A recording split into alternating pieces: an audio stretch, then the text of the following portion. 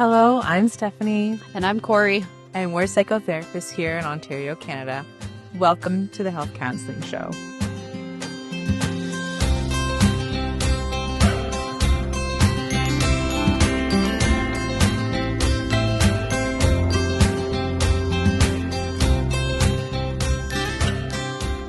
Today we will be discussing topics including relationships, healthy relationships, and why people stay in unhealthy relationships.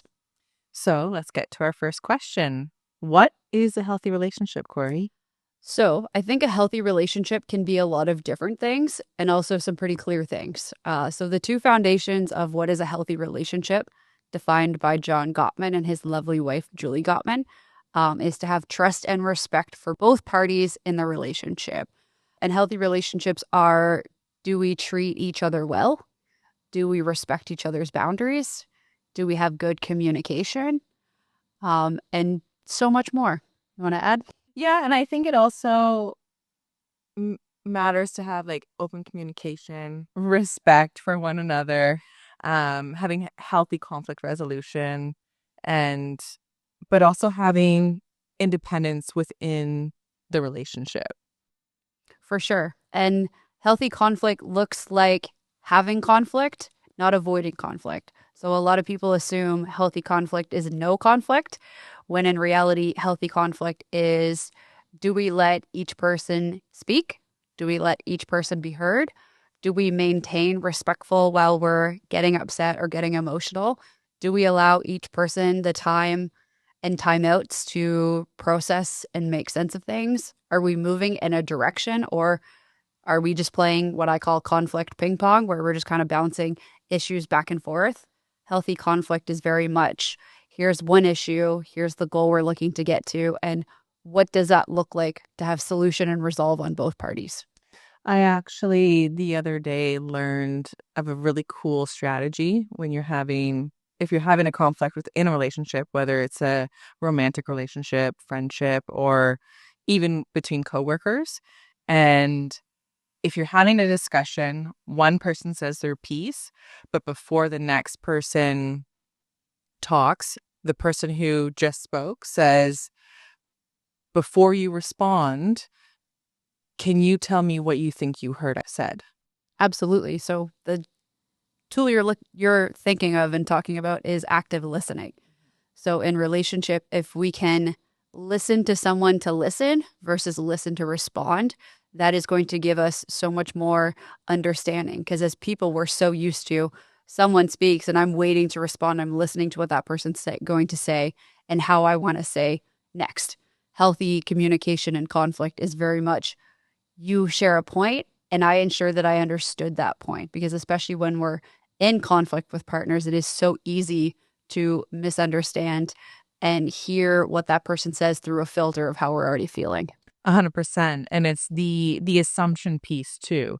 I think like if we're in conflict, we are so easy to be quick to have our assumptions about what the other person is saying or thinking, when in fact that might not be what they're thinking or trying to say. And so it takes the guessing games out of it and hopefully resolves the conflict sooner rather than later, and one person's not assuming over the other. Yeah, absolutely. Because I call that relationship headphones.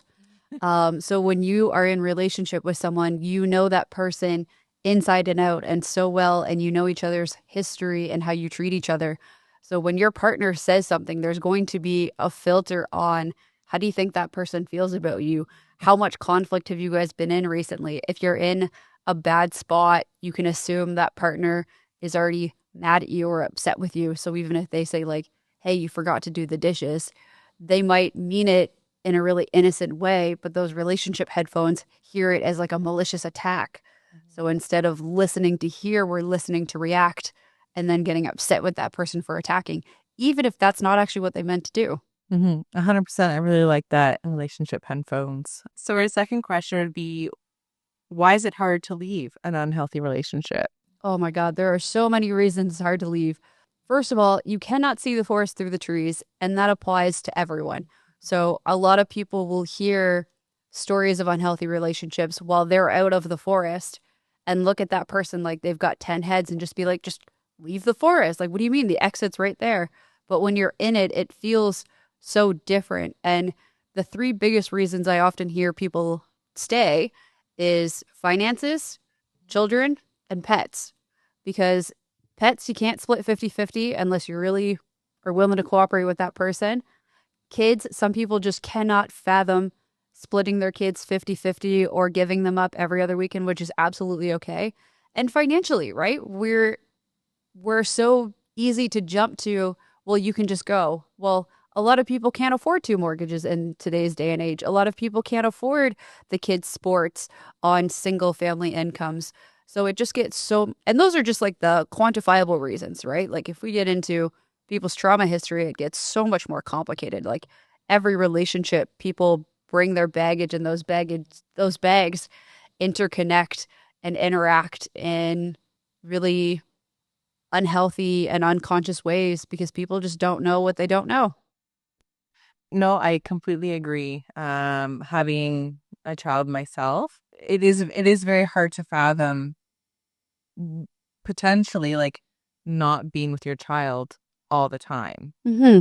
So couples who are going through difficulties and the thought of having separation, being separated from their child, it is really hard to fathom.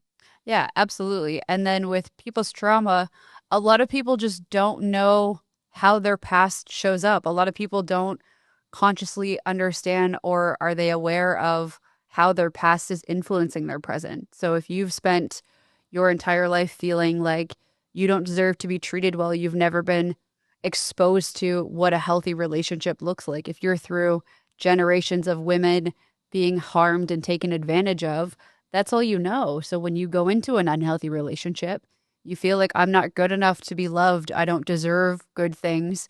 And those unconscious beliefs and that generational exposure shows up in that relationship. That person doesn't even really consciously know what they deserve and how to find it because they've never seen it. They've never been shown that unconditional love by other people. And I think that's another part of it is that when you're in a relationship, you got into a relationship for a reason. And at the end of the day, there is still some sort of love there. But it's hard to pinpoint, like, am I in love with this person?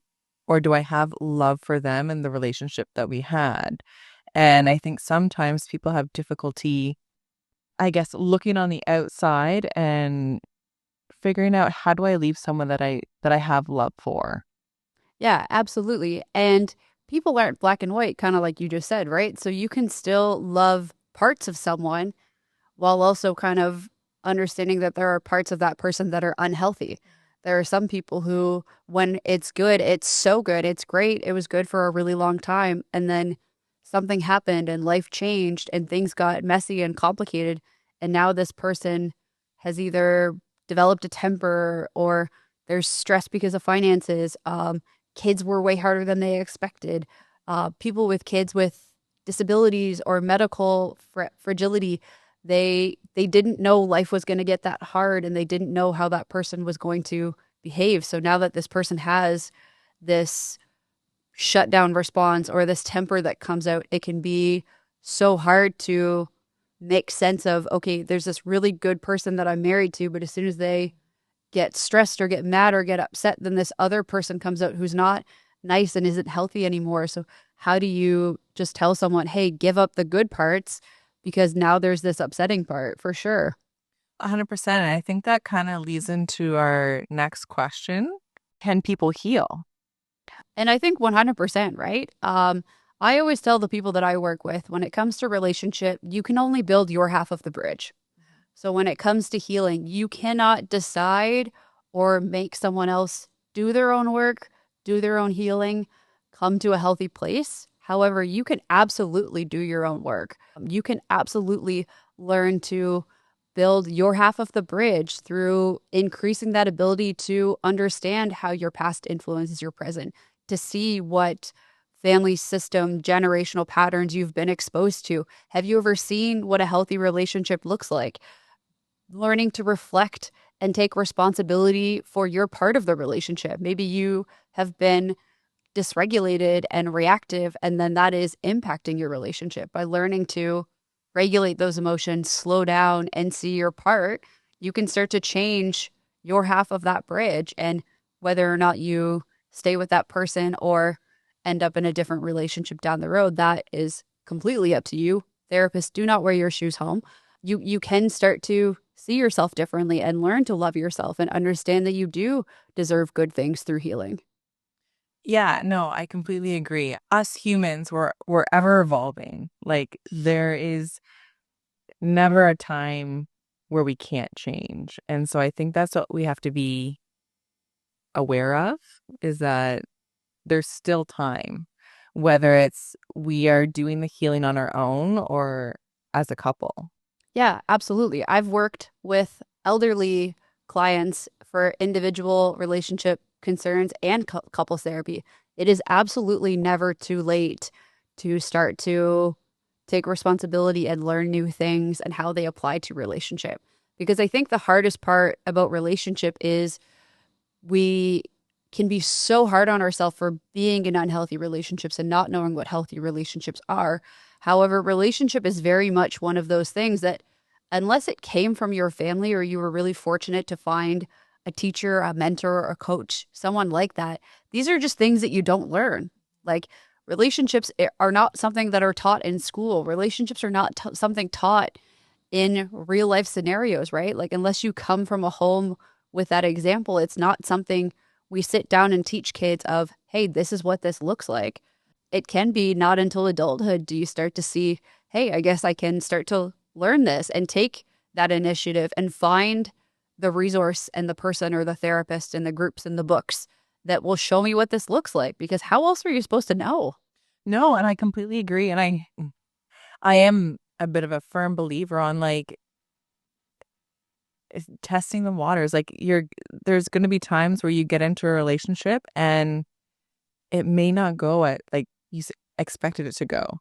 And I don't know, it might take you a couple of relationships to fully grasp like what a true healthy relationship is supposed to look like and feel like. Yeah, absolutely. And healing can help you build that template because if you don't have that template, you do often just kind of follow your heart or follow your emotions, and you end up with people who aren't what you're actually looking for whatever reason, right? Something drew you to this person. And sometimes we jump into the deep end with both feet, not really understanding who this person is, what this person brings to the table, what this person's really like. Like I've told a handful of my clients, just because you meet someone wearing a lifeguard shirt does not mean that person is going to protect you in the deep end. You got to make sure you've got your water wings on before you get in the deep end and trust that person. However, unless someone helps you see what do my water wings look like, what kind of lifeguard am I looking for, then you can actually start to look for those green flags and you can start to look for those traits and qualities in other people. 100%. And like what my water wings are like might not be what you need or what For sure. her water wings look like. Yeah, absolutely. Everyone's water wings are different. The amount of time you spend in the shallow end to the deep end is different. How quickly other people show their red flags are different.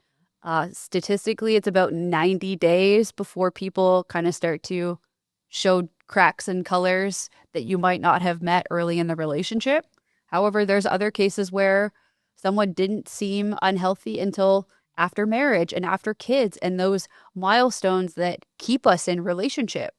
There are some people who can keep their healthy, happy sides up front until there's a bigger investment and a bigger attachment to that person.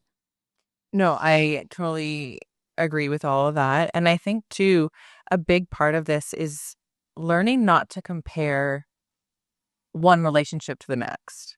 Because I think that's where a lot of us get into a trap is like social media and seeing like supposedly healthy relationships on social media and thinking, oh, like that's not what my relationship looks like. Like, so is my relationship not healthy or is my relationship not good? Yeah, absolutely. And to speak to the social media trend of relationships, there are people who are giving relationship advice. And the amount of times I've seen someone preaching this healthy relationship and what that looks like. And then shortly after, that person is announcing a separation. So not only is it what works for them might not work for you, people are also just kind of promoting what their brand is. It might not actually make sense to take in that advice based on how your past influences your present or who you're in a relationship with, right? Sometimes it's understanding your needs, your partner's needs, and what that compromise looks like. And through healing, you're going to understand your own needs more effectively. And through healing, you're going to understand what role and flexibility does my partner have in relationships, speaking for individual counseling. And then couples counseling can help you both go on that journey of understanding your needs together and how you meet each other's and take care of your own, because that's that balance of autonomy and like support.